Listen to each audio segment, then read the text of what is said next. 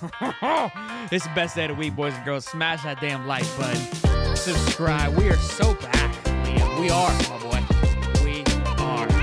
It's going to be a jam-packed show. Hope to see you guys all at the spring game, April 13th. And then, of course, mark your calendars. April 26th is going to be a banger. It's draft day.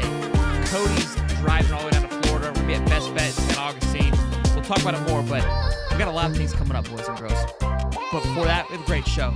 Sit back, relax, and enjoy yourself.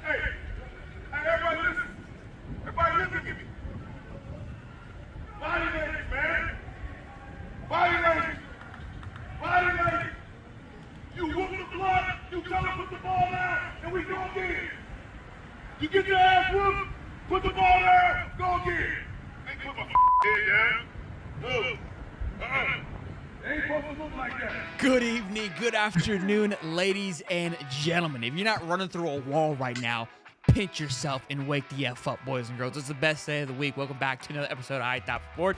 I see Stephen Harris in the green room losing his mind right now. He already switched gears. It's going to be a banger of a show. I already know it, boys and girls. But without further ado, let's go ahead and bring in our co-host for the evening, Mr. David Swolder. And, of course, knock him in the mouth, Mr. Stephen Harris. What's going on, champ? How you doing, baby? Man, ready to play. I'm ready to play right now. So for anybody who's my wife wouldn't let me put the shoulder pads on. I could see Stephen Harris in next to me in the green room, and I play the clip, and I see Stephen, and he goes, "Oh hell no!" And he backs up, and then he goes, "Hit somebody!" And he goes, "Oh shit!" Man, listen. If that don't get you pumped, I don't know what get you pumped, man. I understand you want to put those pads on and everything now, man, because after I saw that, and it was posted earlier on Twitter, so I saw the whole video. I mean, hell, hit somebody. Like hashtag hit somebody. I'm ready for it. I said it all last year. Now it's coming to life. I love it. Coming to life. Look, it seems like everything we said last year coming to life. It is. A lot of conversations that we had there in the offseason. Seems like they watched the show, which is good that things are translating. My mama says put Harrison. I think you still got it, Steven. I think you. I just don't have a COVID year. That's all. That's what it is. That's what it is. So look, we're gonna talk about that clip. That's what got Mr. Stephen Harris on, because I know he was fired up to talk about that today, because this is something we talked about. I think like week one when Slackman and Cam Jackson, the body language was a big factor. And I asked you if you were Joey, right? What would you do in that circumstance? And your response was, look, you don't really address it right away. You kind of just slowly, as the player, say something. It's finally made it up to where the coaches have had enough. And look, I told you if coach didn't address it, I would have a problem, because he's seeing the same stuff we're seeing. He may not be active on Twitter, but he's seeing it. He's a younger guy. If I'm on Twitter, he's on Twitter. So he's seeing and hearing the stuff that's being said. And if I see it, I have total trust in Coach Chapman. From everything I heard about him and all the research I've done on him, I know we got a great one. And if I see it, I know he's going to see it. And it just take a little time. You don't want to rub players the wrong way. You don't want to run them off right away. Sure. So you take a little time and just observe. Like he said in the clip, I want to see what you made of. I want to see what you got. And there's no shot. I know a lot of people have been giving Caleb Banks a lot of slack for that clip, but there's no shot at Mr. Banks. He's a great player. We're going to need him this year, and I believe Coach knows what he has in him, and it's just another level you got to get out of players. I just got goosebumps thinking about it. Yeah, he got what we need. If you've seen how he annihilated that bag, that last rep. I mean, it worked, right? That's what you want. That's Oh my what God, yeah. that's what you're hoping to get every play. And I think you hit on the head. Something that I've talked about before with Billy coming in, and you saw it the first year with Anthony Richardson and Emory Jones. With that transition, you've got to come in lightly. You just can't come in and start punching people in the mouth because you're not going to be able to get any traction at all. So again, you can't do that right away. That's where we're probably seeing it more so where he's getting more vocal. And honestly, what that tells me is that the room's buying in. So Chapman's confidence is starting to ooze out because he knows, okay, now these guys trust me. The core trusts me. The leaders believe in me. So now I can start kind of popping off on these guys because they're seeing the results. And if they're seeing, if he feels that confident to be that way, and again, you're like, he's a coach, he should be that way, but you nailed it on the head. You just can't come in day 2 and start screaming at people. Nobody's going to listen. Yeah. Yeah. You'll run everybody off. You got to come in and figure out who your leaders are. And then you get in their heads. And then it trickles down because you have some guys that are not leaders, but they're what you need. And I just believe Cam Banks, he's not a boisterous leader. He's a guy that I believe wants to play. He sees that we brought in other people. He believes that he can fill those roles for those guys. And so it's just rubbing him wrong right now, knowing that you're going to be behind some guys on the depth chart. We got LJ in and stuff like that. But make no mistake, Banks is a player. If you look at his size, his youth, the man can ball.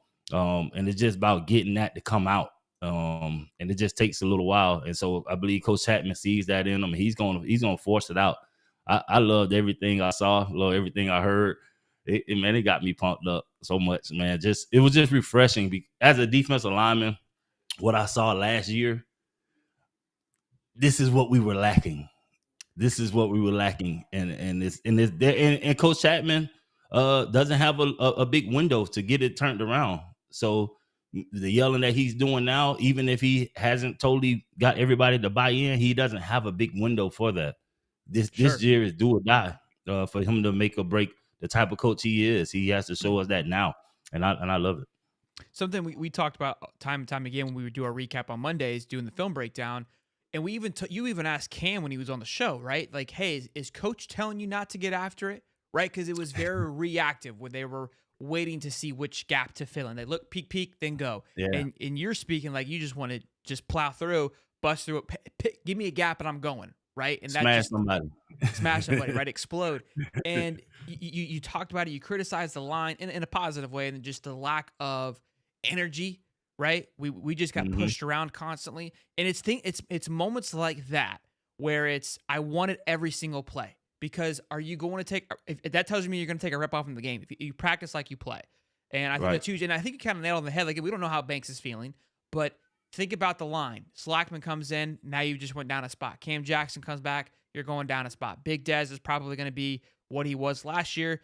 So you're still fighting for that spot. Then they moved Kelby Collins over into the D-line, who was an edge rusher last year. So looks amazing out there too.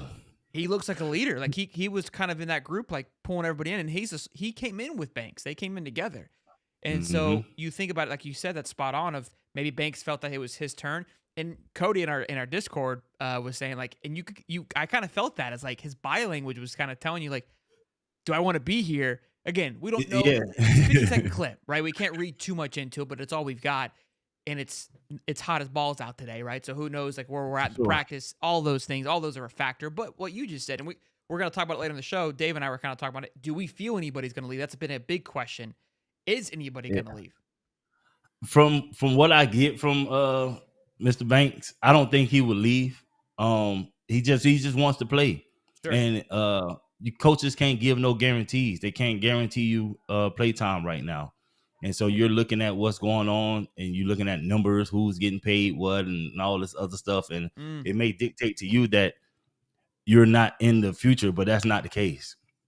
That's not the case. What I see out of Banks, just looking at him, the way he gets in this position, the way he explodes out of he has a great upside to me. And I can see him being a great, fantastic player for us. I hope that's not what he's thinking. And it just, you have to read that, and as a coach you got to kind of harness that in and read his body language and just kind of because he has all the physical attributes. Yeah, the man has everything you need to go out there and be a baller. And so I just think that plays in a little bit into it once the depth chart comes out and you see like, okay, I'm not here, I'm not there. Caleb, if you see this, disregard all of that, go smash somebody every day, and that wouldn't matter. Trust me. In the way that you just talked too, right? We don't know if I'd imagine chatting behind the scenes is having this kind of conversation. That isn't the time and the place to have that conversation. So again, I kind of got on Cody because I reminded him of his bad take of the Kansas City Chiefs that they weren't going to be good this year. But like I was like, it's a little bit of a hot take to go out banks Super like hot. that. But look, you looked at it, it's like his body language was a little down. But if you look around, everyone looks zonked, like they just got their ass whooped. Oh yeah, he looks like he's putting it on them. He's not taking any mercy on the guys, and he shouldn't. This is where you get better at. This is where you find out what you have. The mere fact that he got back down and did it harder lets you know that there was more in the tank, and coach was able to see that. I know everybody's exhausted, everybody's tired. You got the pads on, you haven't had them on in a while. You had your spring break, but we don't have time for that. We were behind the 8 ball last year. It's go time. So everybody put your big boy pants on and come to work, man. I'm excited. Yeah, and everything that I've heard from like just media personnel and from people that are inside of there, but like if you've got players that are complaining about not starting, then that means you're doing the right thing, because there's a lot of players that are performing and performing up to peak potential. And last year we were saying hit somebody, seeing a video like that like you said, that was missing all year. I mean, when you've got team cohesion, we've heard Graham Mertz talk about how there's better team cohesion. We heard it last year, but like it feels a little bit different with the way that they say it, and you got rid of some bad attitudes in that locker room. I'm sorry. I know they were good players. Some of them left, but you got rid of the bad attitudes. You don't need that in a program. And look, the way that the things I've been hearing about Kanan Daniels, you look at his statistics from high school, you kind of match it with what's going on in practice. We may not even care that Trevor Etienne left and went to Georgia. Like we may have another stud back there. We don't. So look, I do want to bring up this quote too, kind of speaking to last year and just to personalities that were on the team. This clip comes from, I don't have the article, it was on the video that I clipped it from Inside Gators. They do a great job over there. They were the one that broke that first original Princely interview. We talked about that there. I'm going to zoom this in real quick and read this to you, and then we're going to talk all about it. I just read it to Stephen Harris before the show started, and it fires you up. So it's an anonymous player, by the way, guys. We don't know who this is, but it's a player on the team, according to the article here. Says, was there any indication during the season or over the last couple of weeks that Sean Spencer and Coy Raymond wouldn't be brought back? There was no talk from the coaches, but if you paid attention, you knew they wouldn't be brought back because of the complaints about them through other coaches and players. They were kind of coasting. If a coach of another position would say something to a player, the player would come back with, why is this like this for me, when the defensive line and quarterbacks didn't get held accountable for the same things by their coaches. That would show a lot of times within practices. There'd be no disciplinary actions from these coaches that would help these players get better from their mistakes or wrongdoings, so you have other players questioning why they're held to a different standard than the D-line coach and corners. They had players missing meals at the facility, and so they didn't hold those players accountable and stop them. At the end of the season, we had some players who didn't show up for all the practices. So, lots of breakdown there. Wild, right? It's I can confirm that, by the way. So this is what's wild to me is a lot of things, right? Because there was a lot of question marks, I think. So we knew the defensive line struggled. There were some questions on why these two coaches originally, when it first happened, like why them and not Bateman and others that were, a part of this defense. And now we're kind of getting some more answers. And look, I've said this before in interviews, the kids know how to talk, to take a jab without taking a jab. Some players like Princely just come out and take a jab, but other players will say it, I would say, and kind of have you read between the lines. And they would, all of them, the discipline's a lot better. The accountability is much better. Every player you talk to has said that. And I keep hearing this and I'm like, where was the issue? Because Billy seems like a zero tolerance type of guy. Where was it happening? But again, this goes back to, I think, and maybe Stephen Harris, you can allude to this and help us understand like these practices a little bit more. Yes, Coach Billy is the head coach, but I'm assuming you trust your coaches, right, to man that ground, to be the head coach of that position group during practice, and it's a much bigger component than maybe we as casuals realize. Now that we follow it more closely than ever and realize like how important Chapman is, and you told us the importance of your Mhm. defensive line coach was for you guys. So hearing that they just coasted, right? And thinking going back last year, seeing the clips from the D line, it was just going through the motions. Boom, boom, boom. Like that's like literally like the difference is like like it's crazy. Like I almost want to go back and look at it. It's like you're not really looking for those things, and now having you on be a part of the show, like we watch it differently. I think so. Yeah. Hearing it and then looking back, it's like, yeah, it was going through the motions. Now the next question is, why did Bailey wait so long? Why didn't he catch it sooner? I don't know. I don't know everything. Yeah. Yeah, and I mean, in the middle of a season when things are fractured, you can't just abandon ship. You kind of got to let it play out. Otherwise, you lose the rest of your team. The worst thing you can do is have the players having friction with each other, and so you kind of gloss it over. And that's why, as soon as the season was done, they were out of here. There was no hesitation with regards to letting those guys go. So it had to be something that they've known. But you want to make it through the season. One more loss, Billy might not be here. You know what I mean? So we Sure. had guys that were on the team that wanted to fight, that made up for that slack. But it was obvious. It was obvious, and I've heard different things from different players regarding the way our D-line group was and missing certain things and stuff like that. I didn't hold a candle to it, but just hearing this from a player, obviously it's anonymous, but just to hear it from a player just kind of confirms everything that I was thinking. And it's hard to coach when you don't have everybody on the same page. And that discipline, it don't start in the season. It starts now. It starts in the spring, and that's going to carry over into the fall camp, the tour days, and stuff like that. We just from what we seen in the spring, we have a lot to be excited for. But I'm not surprised to hear what I'm hearing from this player. If I had to guess on players who miss practice, I'm assuming it's on the defensive side of the football. More than likely, the guys that probably aren't there anymore. If I had to guess, Yeah. right? Yeah. And that we're talking about the Jaden Hills, we're talking about the Scooby Williams, we're talking about the Princeleys, we're talking about the Chris McKellens, right? Guys who probably got away with a lot, and they realized things were changing. They're like, yeah, I'm not gonna. And this isn't a shot to those. I mean, it is a little shot. It's not a shot to those players, but the writing's kind of on the wall. And look where they all went too. Look where those players went. They followed the coach. Again. Yeah. How much weight do we want to put behind this? That's up to you guys. But we've heard murmurs, and now we're kind of getting a little more confirmation that like I said, we've been hearing it from the players, and that's a big thing. I'm at work. We've got multiple managers, and we have rules in place, right? And if we, one coach or one manager will hold, people to a certain standard, and the other one may not hold it, and then you've got this imbalance, and it's hard. It's hard for the guy that is holding the people accountable. The other team or maybe not be holding their way, and it's not a nice little kumbaya. You need that unison. It was too buddy for me as far as the respect for the defensive line coach in between the players. I hate to keep going back to it. Me and Marcus Thomas, Mr. 44, Big Scoop. Anybody know? They know Marcus Thomas. We're on the sideline, and all we kept telling the players, man, y'all smash somebody. Like, go smash somebody. Like, the energy and just looking in the coach's eyes and watching him interact with the players in between the huddle, it was just too friendly. It wasn't enough urgency. We were yelling our hearts out at the defensive line to get them pumped up. And I don't feel as former players we needed to do that. You know what I mean? But it was just so evident that it was dead that we couldn't help ourselves. Like, we almost lost our voice. I almost passed out on the sideline trying to get these guys pumped up. And it worked, but that was just too much. And so what Coach Chapman is doing, I think I can go and enjoy a game and not have to be that excited. But it sucks. Go ahead, Dave. Sorry.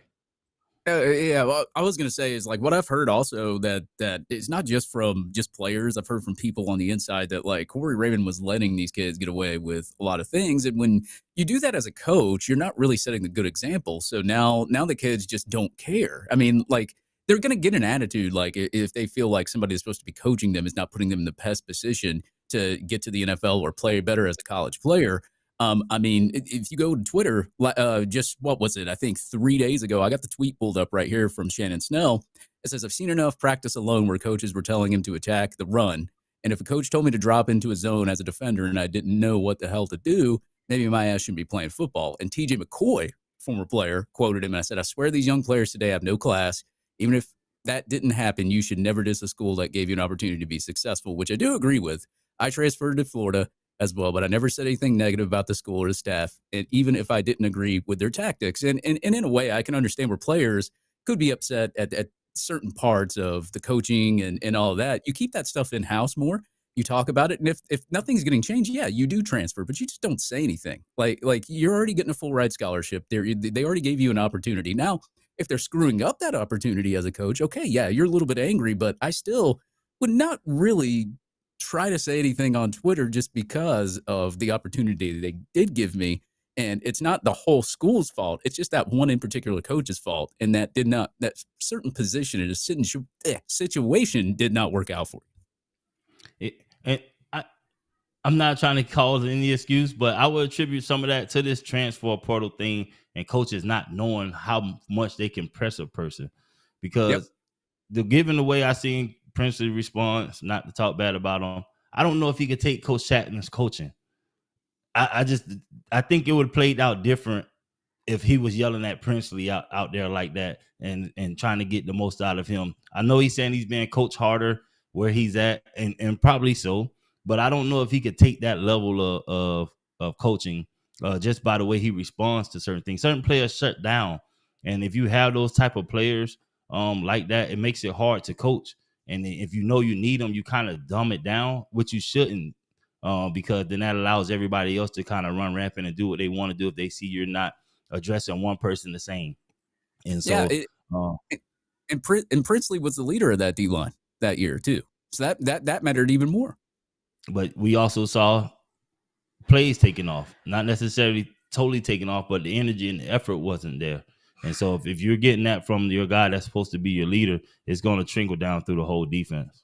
Taking plays off compounds too. But two things, speaking to the coach and your energy on the sideline, I want to get to that, but to the defensive line, which I've already forgot. So I'm gonna go ahead and just go to the Tennessee game. Seeing the clips of Coach James and hearing you talk about it, because Coach Chaos was always fired up and spiced up, and now just watching the Tennessee game, watching the spring game, and remembering the energy and realizing where we were. But if you watch that Tennessee game, the pedal came off the gas, and Billy took blame for that a little bit, but now it feels like, and the reason I think I say this because I found myself in these situations where if you play in a tournament, or if you go play something competitively, adrenaline's a hell of a drug. And if you're fired up, I can say this from my triathlon races. There's been races where you're there, you're fired up, and that adrenaline will carry you for a good part of the race. But when shit gets hard and there's nobody around to yell and cheer for you, and you're in the middle of no man's land, you're going to fail because you just basically prepared off of piss and vinegar and adrenaline.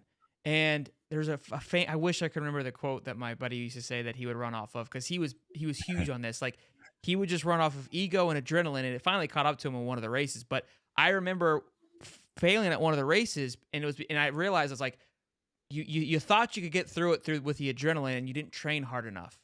So it was a learning opportunity for me. So when I went back and trained, I would have a cocky training session where I felt really good, but I was like, I got to push myself harder, because I know come time the big race, when I'm balls deep in this thing, I've got to be ready to rock and roll. And so my long story here is, it almost feels like the production on the line was all a fox, or not a fox, but like a false hope. It was all just amped up on Coach James yelling game day, trying to make up for the lack of that he did during the season. And when you're playing a much better football team, I don't care how much you yell, I don't care how much you scream, I don't care how much motivation you're trying to get, the guys aren't trained properly. They don't have the correct technique, and that's when you're miss the battle, all you have is technique, because adrenaline's gone. I can agree with that to a certain extent, because during that Tennessee game, they were hyped up through the first half, and then we saw what happened the second half where it kind of slowed down a little bit. But I would two things. I would attribute some of that to Coach Napier doing his halftime speech, where in the locker room we were all fired up. Like, I was in there, so I'm getting the guys to stay fired up. And Coach Napier came in and was like, "Hey, what are you guys doing? Calm down. Like, you haven't done anything." And I think that's him more so knowing his team and what they put into it. knowing that they wasn't totally prepared to stay on that high. I want us to ride it out the whole way. You know what I mean? Just let them come out fired up.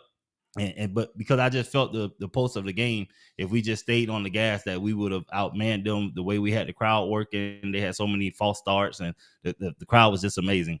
But I think Billy just had more of a hold on his team and know exactly what they had put in. So he wanted to remind them, hey, you haven't done anything. But to a certain extent, I think it kind of killed the fire they had coming out in the third quarter. But he's the head coach. He understands the work that they put in and what they're capable of. So I don't fault him for trying to bring them back to reality. But just as a player, I want them to stay fired up, man. It kind of killed me a little bit. I think what's I would say the maturity level of that, not calling anybody like immature, but like in the sense of like you understand the situation of like you don't want to get too high, because if you get too high, what happens is when you fall, you don't know how to come back up. So I feel like it's again, I've learned this through playing golf, and I call it maturing in the sense understanding the game more. It's like you get couple birdies in a row. It's like you can't just all of a sudden start walking around like you McGregor because a double bogey is gonna come real quick and you're back to reality. Yeah, and because your training hasn't been good enough, and because your technique isn't good enough, right? What you should be relying on, you shouldn't be relying on being hyped. You shouldn't be living off of the adrenaline. And I think that's probably where it was coming from. I was like, look, like that's great, you're all up and high, but what happens next week when we're getting our ass kicked and I just can't come in here and yell at you? That's not going to work. That's not. And I think that's probably more so that's the right, I would say, that probably the more like productive and long-term success. And think about it. We talk about it all the time. We lost how many games at the last minute?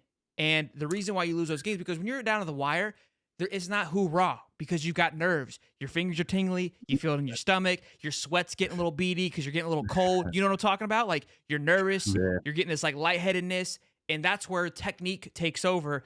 There is an amount of screaming and hype that gets you to that point. And that's why I think we lost a lot of those games at the end, because people looked lost out there.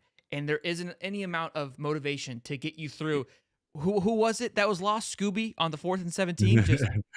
No, you're absolutely right. You're absolutely right. Your technique takes over in the fourth quarter. And then I remember, I think it was Jason Marshall last year made a tweet that said, I don't know what I was supposed to do, or what was I supposed to do. You're supposed to know what you're supposed to do. At the end of the day, you got to want it. Like, even if you're successful, like you said, you hit 2 birdies right there, you still got to want more. You consistently got to want more. Like, nothing can ever be better. Like, you should love pressure. You should like pressure. You should eat pressure. You should embrace the pressure. You should be excited about being pressured. You should be excited about wanting more. Like, you got to get that. You got to drill that. And I'm not saying that the coaches aren't drilling that in their heads, and especially now, because from what I've seen, I like that. It's lying season, so I'll start lying a little bit. But you got to be able to want it every day. You got to wake up, eat pressure, want the goal. Once you achieve the goal, you got to make yourself another goal and want that and keep going. Because if you don't make consistent goals for yourself, you're going to be complacent, and that's just where you're going to be at. Okay, make sure I think you're gonna say something. No. But no, look, I think again a lot of great stuff, a lot of great conversations there about that, and again, just it's crazy. I love the fact that you were there, Steven, there on the Tennessee game, and then we've talked about it. It's kind of cool to see all this come full circle. And again, like we keep pulling clips from our conversations because like we say it, and then like things slowly start to evolve of things you were noticing and things that you were pointing out and picking. So it's great to see. But it sounds that things are starting to click, and there was a lot of great conversations and great talks about Will Harris, obviously kind of putting the cleats on, getting tackled, being a coach's player. And I think this new generation too, with the NIL, you got to have a guy that comes in there and is willing to, be a part of it versus just tell you what to do. You know what I mean? I think we're in this transition where it's show me versus just tell me.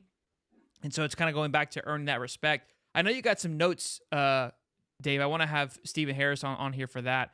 And then we'll let you go, big guy. But what were some of your notes you got from the guy Nelly today? Yeah, Nelly was in a Twitter space earlier today, so shout out to him. I got some more details from the actual the scrimmage there.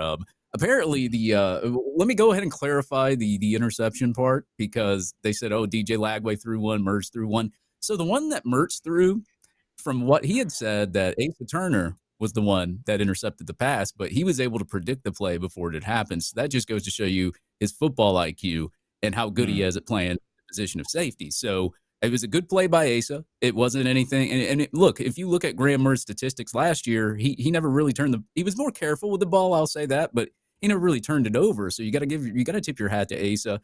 And obviously, Mertz, that's a good play. You want to see your defense doing well in these practices as well. Now, DJ, on the other hand, he was playing with I think the 2s and 3s, or he was playing with a bunch of backups, but the interception wasn't even really his fault. I think it bounced, or it's something that happened where it like bounced up in the air or something like that. A receiver didn't catch it. I can't remember. So whenever you hear about interceptions in these practices, you got to take it for a grain of salt. But just everything from what I've seen, we had this many interceptions like all year, including the season. So I'm ecstatic for it. Like it tells me that the DBs are attacking the ball. And again, something we talked about too with Stephen Harris. We talked about the secondary a lot too, where Jason, or who was it? Who Kimber? My goodness, yeah. Timber Kimber, just playing soft, right? Playing again, very reactive. And Jason Marshall had a pick towards the end of the year. We started playing more aggressive. That's something that we talked about as well too. So again, Asa Turner beating Graham Mertz, right? And when I say beating, it's like you just played that play better. Wasn't that Graham messed up or misread it? It's like I threw a ball, it was a tight coverage, and you played it perfectly. Like you love hearing that in a way. Yeah. So Asa, I looked at. Oh, I was just going to say Asa's a veteran. He's a veteran guy, so he's able to bait quarterbacks into certain throws, making you think he's in this coverage and then coming back in this coverage. So I just love it. I'll take 10 more touchdowns and 2 more interceptions. For sure. Exactly. Yeah, I just looked it up on PFF. We only had 3 total interceptions all last year. So, I mean, to get 2 just in a practice, I think we had a third one with the walk-ons, but I'm not going to really count the walk-ons because usually those people don't really start. But like Devin Moore has one too. Yeah, Devin Moore has an interception. I'm talking about like the walk-ons, one of the walk-on quarterbacks threw one. Tyrod, I think his name, or Tywood, I believe his name was. He's an edge. So everyone was making jokes because he's an edge who dropped back into coverage, and a 6-year senior walk on and picked off Clay Millen, and we were kind of talking about Princely doesn't know how to back into coverage, but this walk on knows how to just step back into coverage and pick it off. So look, love hearing those insider notes. Do you have anything else for that, Dave? I mean, just something basic. I'm not going to go too detailed into the spring notes here, but Kanan Daniels has been playing really, really well from what I've heard, and DJ Douglas is playing exceptionally well. His name's been mentioned just about every other practice, and DJ Lagway, he's been playing well. I mean, we've heard Billy Napier in his press conferences obviously saying that he needs to, give more improvement with game management. Acknowledge Lagway's progress and performance, but the game management part, I could attest to maybe playing with some of the backups. That could have been the issue, but at the same time, he is still learning a new system. He is in college. He's transitioning from high school. Some mistakes are going to happen, and I'm sure if he played with the ones, he probably would make a mistake or two just because he is just an incoming freshman. So receivers are playing well. Shamir DK is playing exceptionally well too. He had a touchdown. So you know what? Graham Mertz has familiarity with him too over at Wisconsin. So maybe his familiarity with DK, good replacement for Ricky Pearsall. And you have Eugene Wilson, Khalil Jackson, and some other guys that you can, wide receiver. You got all that speed too. So. Yeah, no, I think it's great hearing, what, the good news that is coming out of spring prep ball. But yeah, I don't know. Did you see, Harris, I want to get your thoughts and opinions about this too, with Lagway and struggling a little bit. I talked to you about Chris Sleek in the Tebow era, right? Because this is what we keep comparing it to, and you obviously were there, get insider access on that. We heard that Lagway had a rough week? That was kind of the synopsis that came out of practice last week. Were there times, and we didn't really get into this, but were there times where Tebow had, I would say, a rough week, and when did you see that kind of evolve? Of course, but the packages for Tebow were different. Urban was real strategic about what he allowed Tebow to run in practice, and it was more so towards his strengths. So he didn't get put into the situations Lagway is going to be forced into. Lagway is more of a pure passer who can run the ball, and so he's going to be forced to look at different looks more than what Tebow was asked to see. And then with the box, it was different. We knew we had to have more people in the box when Tebow was in the game. And so it kind of shrunk the field a lot more one-on-ones versus throwing into zone coverages. And so I think Ladway's struggle is just it's not necessarily a struggle, just getting up to the speed of the game. I think some of that stuff from the spring was just more so clock management and getting in and out of the plays faster because the game is just moving a lot faster. You have a lot more moving pieces than high school. So I just think the what we're giving Lagway, we're treating him like he's Graham Mertz. We're not going in there saying, hey, run this run play. If it's not a run, throw it to this one receiver is one-on-one. We're giving him the full range of the offense. And so you're going to see some struggles like that from a young guy when you given the opportunity to run an entire offense. That's a good point. Again, he's going to be definitely tossed into the fire a little bit more. And look, I said it on the Sunday show, I believe it was. I was happy to hear that he had a bad week in the sense because we've only heard such great things. Like, you love to hear a little adversity in a good way for him to grow and to get better. And the analogy he used was the poker analogy of learning when to fold him and learning when to hold him, basically. And it's so true. And it's something that we learn constantly on a daily basis with just in life in general. So it's such a great learning opportunity. Two more things, Champ, and then go ahead. Can I just back up that? And then we have to take into consideration that these coaches are going to put them in situations that are going to be stressful and just to see what they are going to do. So sometimes the defense is going to have the advantage over the offense just to see what their decision-making process is like to correct that stuff on the back end. So just because he had a bad week, it could be set up for him to have a bad week, not necessarily him not knowing what he's doing. So elaborate on that. Okay, hold on. Yeah, that's interesting. So this week in offense, the defense may have the leg up. Hey, this is the offense we're going to run, but this defense is very good against that offense. Let's see what you do against that. So let's bring chess into this because we know Will Harrison is chess mastering over this past offseason. So essentially, during some of the practice, maybe the defense will have its queen, a rook, and a bishop, and then you're stuck with a knight, 3 pawns, and a couple pawns, right? And it's like, how are you gonna defend this, or how do you at least maybe get into a neutral? How do you salvage this as much as you can type of situation? Right. Gotcha. Facts. Okay, that's exactly what happened, and you should see that throughout the course of the spring, and even in the spring game, you should see tight situations where the offense is just forced to make the best play. It may not be for the most yards, but you got to make the best decision possible. And it may not always be the outcome we want, but it was the best decision on the board. Sometimes punting is good. Percentage play. Did you get the 3 yards to get the punt so that we can get a better punt versus throwing into a coverage because you thought that was the right guy? No, take the check down, get the 3 yards, let's punt the ball. That is something that Billy had answered it a few times, but I think Madden and just the world of social media has ruined this. We're 3rd and 13, and we're like, bro, where's the Hail Mary call, dude? Dial it up. And they just run the ball, and everyone's like, what are we doing? It's like, what do you mean, what are we doing? The chances of us completing this 3rd and 13 are 0.2%. That's when you rely on Coach Chapman and the guys that he's revving up right now. You have another part. You have another part of your team that's supposed to do their job. So that's it. We forget. Look, trust me, I'm level headed now. 3rd and 13 next year, Billy runs the ball, I'm losing my shit. But right now, I'm in a healthy place, so I can be reasonable. I do want to go over this Paul Feinbaum interviewed aboard Mertz. First of all, I want to be kind of careful how I tiptoe around this because I'm not perfect by any stretch. I'm aware of this. I know this, and I don't like to rag on anybody, but Paul Feinbaum, with a haircut like that, deserves whatever he's got coming his way. This 7-minute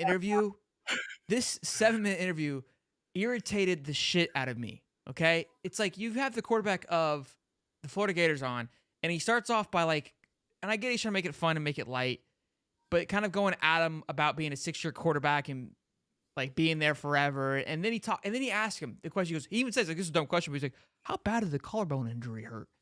Shut up, Paul.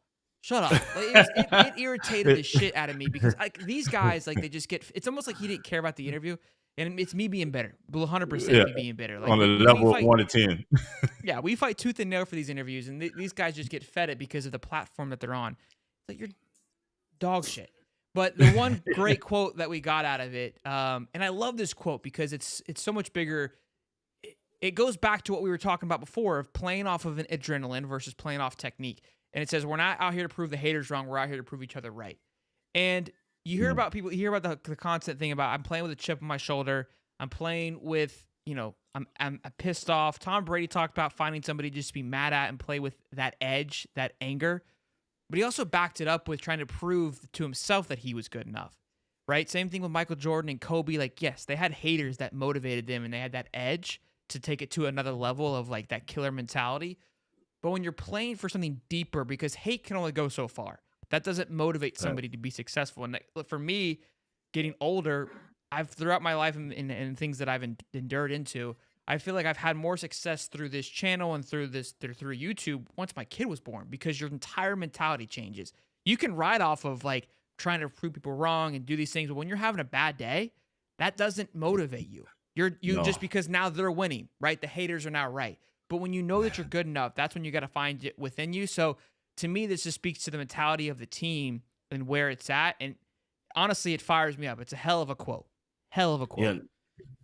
Yeah. I love it. Just with the atmosphere of Twitter and stuff like that, we need guys that have more thicker skin, that are gonna ignore the noise and just go out there and play. Go out there and practice hard, and let the results do the talking for you. Because going back and forth, reading all the stuff on Twitter is not gonna do anything for you. So that's, like you said, that's not enough fuel.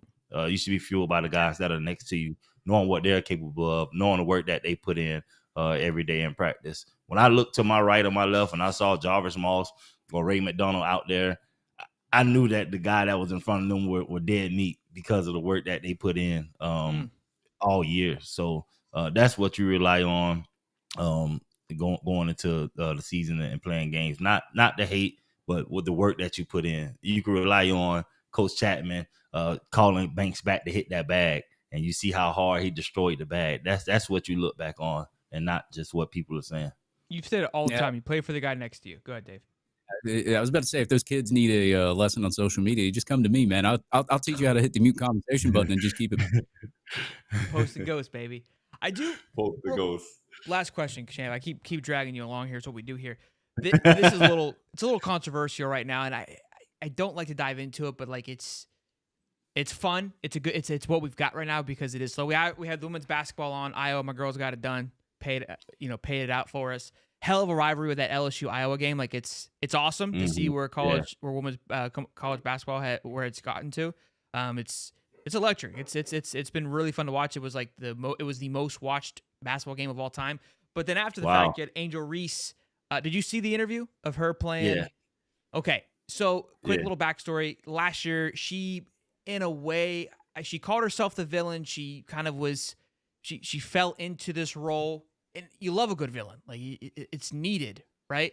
And Caitlin Clark she's kind of becoming more villainous this year, but she was just very smiling, laughing, whatever. And look, I loved Angel Reese. I love this. I remember last year when people were getting upset about it, and I defended it. I'm like, it's a dog-eat-dog world, baby. Like, all you've heard all week if you're Angel Reese is how good Caitlin Clark is. It creates that edge, right? But now she's playing the woe is me card. And people are letting her have it. As a player and as somebody who's been ups and downs and has been, I mean, as that Florida team, right? You were underdogs in a way. You weren't really the villains during that time. Right. Is she wrong? Is she right? Is it warranted? Give me your thoughts on it. Oh, everything is warranted nowadays. Everybody has a right to say whatever they want.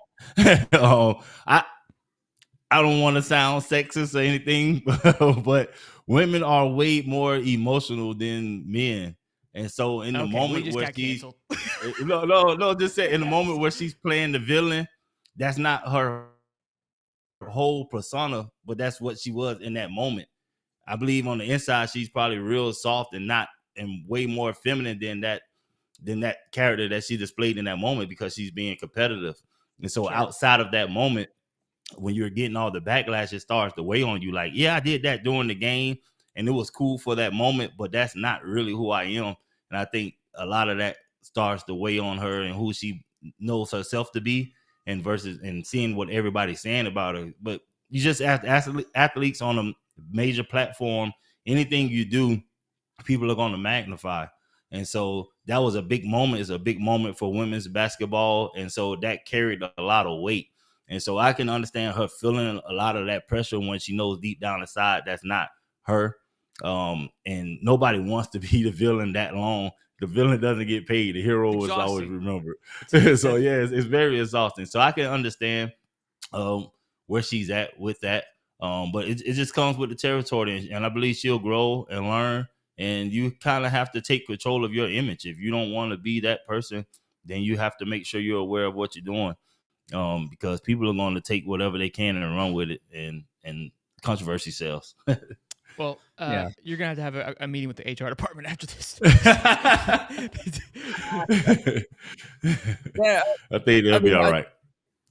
I watched that whole thing unfold and all that, and like, look, like I'm the type of person that, like, if you're gonna beat me on the court, right, and you're gonna do the John Cena thing to me, I'm coming back next year and I'm whooping your ass, and then I'll look at you and I'll just shake your hand and just look at you and be like, well, I've already did my job for the day.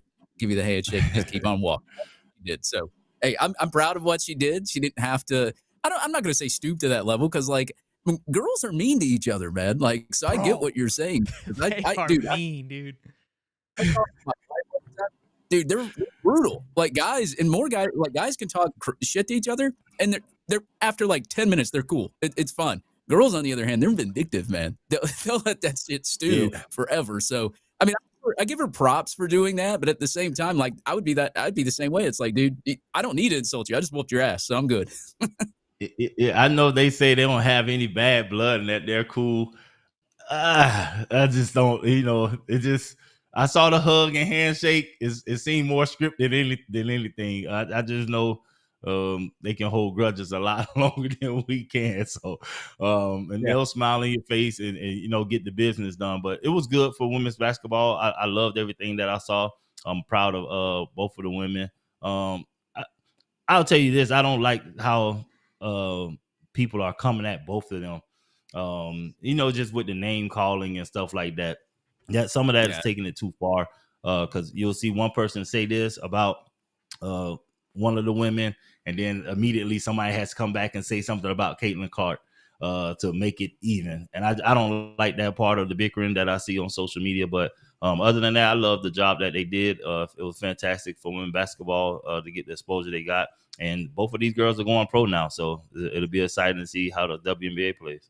I think the best way to talk about, like, to kind of go around it is look, let's just call it what it is. Nobody really watched college women's basketball before. Like, I'm not being rude, just nobody watched it, right? And now it's electric. Like, if you're gonna say like nobody watches anymore, I don't watch the WNBA. That still is not very popular. Even if Caitlin Clark goes to the WNBA, it's just the structure of it. It's not as exciting to watch. It's right in the middle of a lot of other things. But college basketball, they've done a great job and have made it's fun to watch. It's been very exciting, especially down to the wire here. The first round was kind of boring because it's very lopsided. But now you're getting into the blue bloods of women's college basketball. It's actually really cool to watch. It's a blast to watch. Like, you're gonna say it's like, oh, it's women's basketball. Like, you're being dumb. But I think what's happened is people are afraid to say how they really feel. And I think you kind of nailed it on the head. Is that it's now there's more eyeballs on it than ever. Like I just said, it's the most watched college women's basketball game of all time, like 12 million viewers. And we see guys come in and how they respond and do things. Like, women have a different response to things, and that just is what it is. Like, we should be able to have a conversation about it. And look, here's the other thing. She's going to be criticized. Like, that just is what it is. Like, the sports world is, you've got heroes and you've got villains, and we've kind of been conditioned that the villain takes on that role. In some sort, it fits their personality, but even eventually the villain softens, and you're like, he really wasn't a bad guy. You just were almost in a way nurtured to hate that guy because he went against everything that you like. In a way, Kobe was the bad guy, but there's a whole other half that believes that he wasn't. You know what I mean? So, like, It's just that thing. Like, I'm sure there's a ton of LSU fans that doesn't look like Angel Reese is the bad guy. Yeah, we can't give her the Draymond Green treatment. She's not Draymond Green of women's basketball. No. He's the real villain. She's nowhere near that. I was going to say, just watch UFC, man. Everybody loves the bad guy. Everybody loves it. But here's the thing. Everybody loves when the bad guy loses too, though. And that's what comes with it. And look, there's only a few bad guys I would say that have lost well. I can't think of many. I mean, even McGregor, he's the bad guy. He's the lovable bad guy. Like, he's an asshole. He's a douche. He's a prick. I love him. And he's lost humbly before, but then when he lost to Dustin Poirier, and he's like, "I'm still in your wife's DMs." Like, that's a sore loser loss, right? Like, It's just like there's no like there's never a right way of doing it. My favorite one was Chael Sonnen, man. Like you couldn't insult that. Chael Sonnen is the prime bad guy because the guy doesn't win for shit. He just talks incredible shit and just says the most unorthodox things. But look, good conversation. I want to get your thoughts on it. It sucks because I hate to get political, and I feel like the only reason why this is even what it is because it has this political underneath driven behind it. And you came out and just fucking addressed it. So we were able to go. I had to. Look, and I think you have to. Like, it's dumb that we have to tiptoe around it. And it's like you say something and it's like, oh, you're a sexist piece of shit. Like, no, like it just is what it is. Like, it's human nature. Like, and I think like women, that's why they're nurturers or naturally or have more emotion involved. So that there's more of a swing. And guys have it too. They just may not show it immediately or in the same way. We just go and we cry in dark corners. That's kind of how we handle that thing. So unless you're Caleb, the guy from USC. All right, anyway, we too many HR situations for one day. Like this is a good run, boys. Smash the like button. It's 330 something, almost 40 something people in here. Smash the like button and subscribe. Best sports show on YouTube. I was gonna say, man, I don't cry in a corner. I just report news. So before you go, Steve, what I love, Dave cheeses me out because like I hear Dave's voice in my head when he's tweeting, right?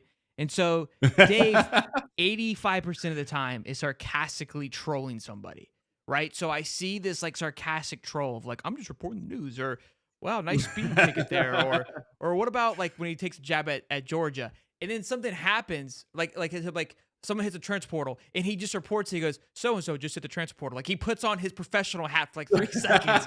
Like out of all these trolling tweets, he just hits you with a nice little, hey, Paul Feinbaum here, reporting for duty, sir. And then back to just ripping everybody up on Twitter. At the end of the day, you got to be a professional. Say that again? You just got to be a professional at your craft. As long as you're a professional at your craft, nobody can say anything to you, right? That's true. That's true. True. I love it. All right, Steven, I appreciate you, boss. Thank you, man. Yes, sir. Much love. Go Gators, baby. Go Gators, Bubba.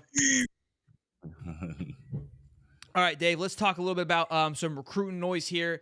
What I love about the recruiting noise that we've got is some quarterback talk and then O-line talk. But first order of business, we got some quarterback talk, which we've been hearing a lot about Antoine Hill.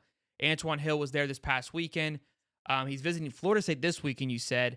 You got Ryan Montgomery, who it seems like it's between South Carolina. I think Georgia's flirting a little bit. And then, of course, Florida. And then Keon, what was his name? From SMU commit. I just completely drew a blank on what his name is. It's Keon Keeley, or not Keon Keeley. Keon Young? Keon Keeley, yeah. You're talking about, you said Keon Young? No, that was the kid that we allowed to commit and told him no. What's his name? What's his... He's currently at the SMU commit. Yeah, the SMU kid. What's his name? I'm drawing a blanks here. Yeah, I was about to say, you got me right here. I can look it up real quick. So the SMU commit right now, they got a quarterback. Let's see, it's 2024. We need 2025. Waiting on this stupid computer to load. We have Keelan Russell. Is that kid's name? Okay, Keelan Russell. I couldn't remember the last name. So the reason I wanted to talk about this is there's all good feeling right now. Obviously, we lead the way on 3 with Antoine Hill. We made some good progress with Keelan Russell. There's Ryan Montgomery is supposed to be visiting this weekend. There's a lot of hype behind that as well. The reason why we're bringing all this up, these are all top 15 quarterbacks. And after a year of recruiting the number 1 quarterback in the country, I feel like the last 2 years, 2 years ago, remember, we didn't get one. We lost Marcus Stokes right at the end there, and we had the Jaden Rosado situation, so we didn't get one. And then we had DJ Lagway. We've kind of been in this weird limbo. I feel like the quarterback room has always been like a huge question mark in the sense of quality. Like, we've gotten, obviously, DJ Lagway was great, but it was happened so soon in the cycle, there was no more quarterback drama. And it felt like, we didn't have to do any more work, which was great. But I love the fact that we're in the mix for 3 top-tier quarterbacks, right? You got to believe that what Billy's doing, what they're talking about, what they're seeing probably with DJ Lagway is starting to leak out into the recruiting atmosphere. You got to believe what he did with Mertz last year had a lot to do with this as well too. So it feels good to be in the conversation. Now, obviously, if we don't land anything, then it all means nothing. But to be in the mix for these three guys, and like I've said multiple times, a lot of the top quarterbacks are already committed. There's very few left, and these are three of the ones that are left. And Florida is heavily in the mix for all three. And you can't really swing and a miss. Just throw a dart and it lands on one of them. A lot of quality coming out of him. I think Antoine's the biggest one at 6'4", 215. The rest of them are like 6'2". So love what Billy is doing in the regards of the quarterback room. Yeah, I mean, like, you got to at least hit on one of these three, right? Like, you got three top quarterbacks here. You talk about Keelan Russell here. I mean, he's supposed to visit Florida June the 7th. I mean, he's a kid that committed to SM. You kind of came out of nowhere a little bit when, obviously, if you don't keep up with recruiting, you're going to be like, okay, well, what's this going on? But, I mean, this guy's 72% completion rating. He's thrown for almost 3,500 yards and 30-plus touchdowns in his junior year. He's going to have his senior year as well. Kind of on the trajectory that DJ Lagway was on a little bit. I think he had like a 60% his junior year, and then like his senior year, he skyrocketed like over 70% and threw for 1,000,000 yards, it seems like. So, I mean, you got him floating around there. Obviously, he will visit during the summer. We all know about our summer recruiting. And then you also have Ryan Montgomery, a guy that, we came onto him early. He is considering South Carolina, Georgia, and Florida. Those are his main targets. He's been flirting a lot more with South Carolina here recently. I think he's got some recent crystal balls from him too as well. In South Carolina, it looks like this is the only real big quarterback that they're going after. So they're probably going to put all their chips in on Ryan Montgomery. We'll see how that one goes, though, too. And then obviously you have, forget his name, Antoine Hill. My bad. He's visited, obviously, and then he'll visit Memphis on April 13th. Yes, Texas A&M and Duke lined up as well. He visits Florida State this weekend. Florida State is looking for a quarterback. So you kind of got like two quarterbacks, I would say. You're more in less limbo with Keelan Russell over there at SMU because that's the only visit it looks like that he has scheduled is June 7th, Florida.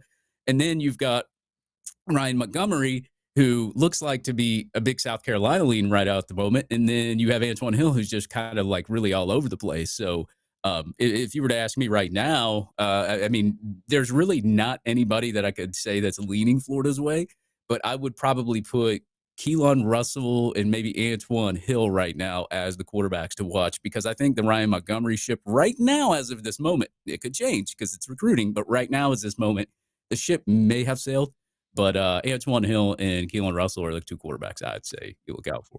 Yeah, and look, South Carolina has led that for a very long time, but he's visiting this weekend. There's a lot of there's some hype behind it is the reason why. So Keelan plays for Duncanville, which is the same school as Colin Simmons, 5-star edge we had last year. Obviously, big Texas school. I'm pretty sure, I'm double checking, but I'm pretty sure that school is playing against Alaska, a high school team this coming season. So a big time, kind of a cool little stat there. But that school produces absolute studs. So that was the reason for bringing that up. Before we get into our last little bit, good. I was just going to say, I think Duncanville's 6A too. I'm not sure. I have to look that up. But yeah, I mean, Texas produces a lot of talent. So. Before we dive into the last little bit here of recruiting, just a reminder, first of all, shout out to Muddy's daughter. It's her birthday. I believe it was either today or yesterday.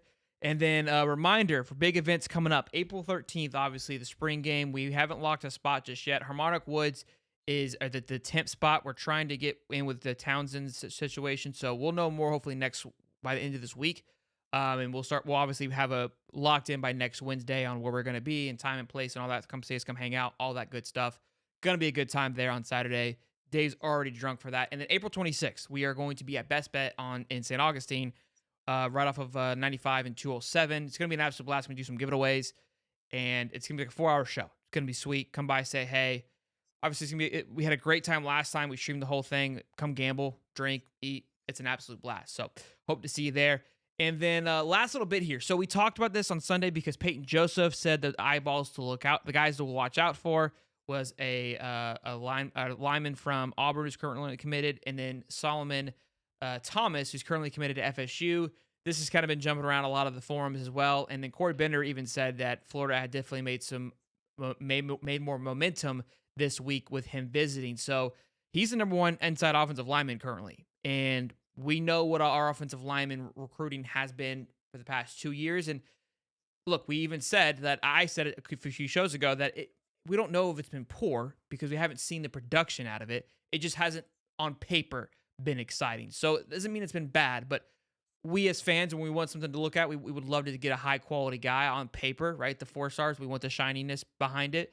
Especially too, because when you get a 5-star, you're the number one guy, you're anticipating that person to start right away, right? They've got all the tools to pick up and go versus less development. Because right now it feels like a lot of our guys could turn out to be well, but there's been a ton of development that we're having to wait on.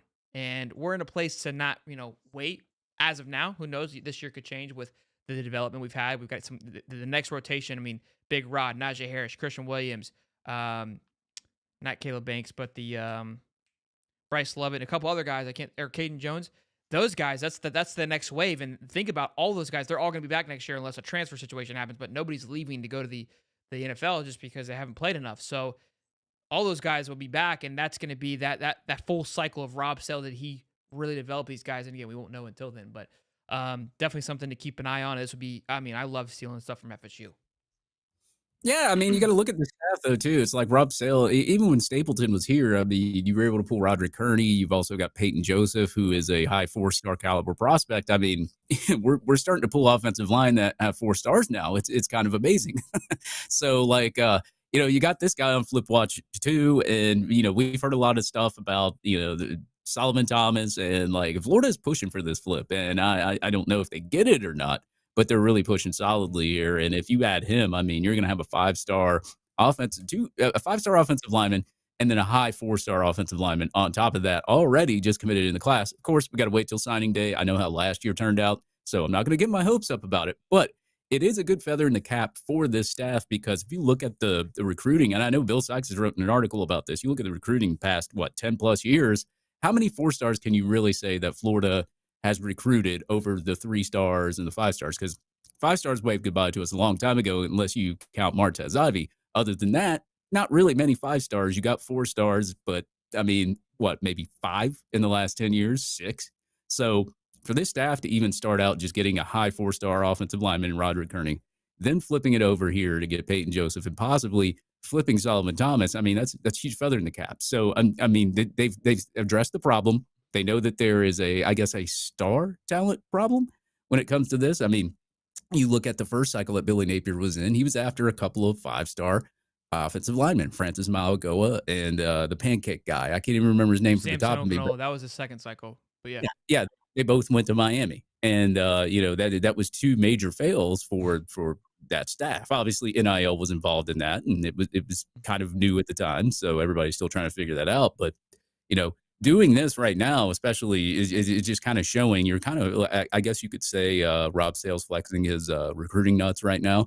And a lot of people are saying, well, Stapleton left, and now look at the recruiting. So, maybe it was Stapleton. You never know. But, hey, I'm here for it, man. Anything that is a 4-star or above offensive lineman, I will take it gladly, because the University of Florida has not recruited a high 4-star, 5-star offensive lineman, and it seems like in forever. Now, I'm not saying that the guys that recruited last year aren't going to be good or anything like that. We have to see it. Offensive line is a hard position to scout sometimes, so a 3-star can really be really good in college, and sometimes they can't. So I'm just pumped. I'm excited, and hopefully we can pull off a flip. Will be fun to watch. And Muddy says, good point. He says Marcus Garcia, I did see that today, is an offensive tackle from Texas. We were in his top 6, and the top 6 wasn't the competition. I felt like we could beat out, right? It wasn't like a Georgia and Bama, like the typical, like, all right, good luck there, boys. So we'll definitely keep an eye on that. And he also made a good point. Muddy did as well. Look, I would love to see one of these quarterbacks that we just talked about commit sooner rather than later. Think about it. This time last year, we had DJ Lagway commit in December, and right now I think we've got an offensive lineman, a D lineman, and a running back currently, which is great. But the quarterback really puts the class in order in the sense where it starts to lead it. And a lot of schools have it. Georgia doesn't have it. Georgia is in a sluggish start when it comes to recruiting in comparisons to Georgia Standard. I'm not saying Georgia's in any trouble by any stretch, but they're having a sluggish start. And they lost a guy this weekend to USC. They went from a top 5 class to out of the top 15 with just in a matter of 4 days because of that. So, look, I'm not saying that they're struggling, like I said, but ball's moving a little bit. Things are changing. NIL is definitely, keeping it an even playing field and allowing some schools to swing in and get in there. And I think Florida, and Billy knows this, obviously, to get this quarterback in as soon as possible to land some of these big time wide receivers and other skill position players. Would love to get us a good 4 or 5 star cornerback safety as well. Yeah, and I think that's why they did that whole summer signing period too, because of NIL and all the swings that can happen. And like right now, I mean, like it's so early in the cycle. It's April. Even if we're pull off a flip or somebody was to decommit, I'm not really too worried about it right now. I mean, like it's good to be able to load up that Billy Napier video. I always load up when we get a commit because that's like the best feeling in the world. And I know you with the spacesuit, that's the best feeling in the world to you. It makes you feel a little bit warm inside, right? Yeah. So, I mean, hey, look, I'm excited if it happens. I'm hoping that they stay in the class, and I'm not going to sit here and be a negative Nancy and say, oh, well, it's just going to fall apart 2 weeks before signing day. That's what you're there for. And a lot of people that say, oh, well, Antoine Hill or, maybe he doesn't want to sit behind DJ Lagway or this quarterback doesn't want to because he's going to be there. Look, Kirby Smart did it at Georgia. Like you're going to sit behind somebody everywhere. Yeah, you can't be afraid of competition. You'll be the best. Right. April 25th is the date, not April 26th for the draft. Thank you, Cody, for reminding me. So, yeah, I knew that. I watch a lot of NFL. I'm done with you, Dave. I knew that. All right, boys and girls, be sure to smash the like button. Georgia did lose to Seton Hall yesterday in the NIT, so I don't have to hear about that anymore. That's good news for us. A couple of my Georgia boys were giving me some shit on that, so thankfully that ship has sailed.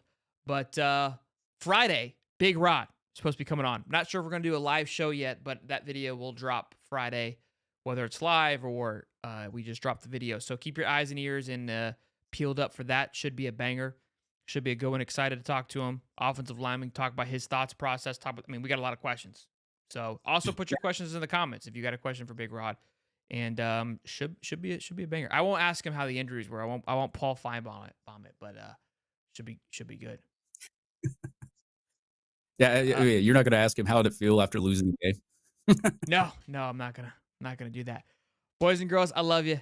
Happy best day of the week. Smash the like button, of course. Subscribe till Friday, unless something else happens between now and then. See you boys Friday. Be good. Peace and love, baby. I'm Sheldon. And I just report the news.